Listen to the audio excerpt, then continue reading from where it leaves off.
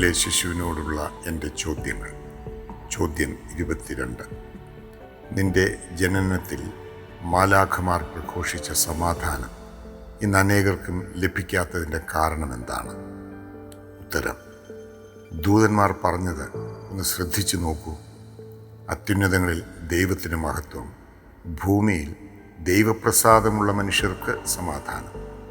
അതെ, ദൈവത്തിൻ്റെ പ്രസാദമുള്ളവർക്കാണ് സമാധാനം. സന്മനസ്സുള്ളവരാണ് ദൈവത്തിൻ്റെ പ്രസാദത്തിന് അർഹരാകുന്നത്.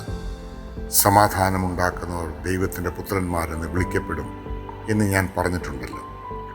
മനസ്സിൽ നന്മയില്ലാതെ സ്നേഹം വെറുതെ ഭാവിച്ച് നടക്കുന്നവരാണ് ഇന്ന് ഒരുപാട് പേർ. അവർക്ക് സമാധാനം അന്യമാണ്. അധികാരം കയ്യാളിയിരുന്ന ഹെരോദാവിന് ആദ്യ ക്രിസ്മസിൻ്റെ സന്തോഷവും സമാധാനവും നഷ്ടമായി പോയത് തൻ്റെ കുടില മനസ്സ് മൂലമല്ലേ? ജോളി.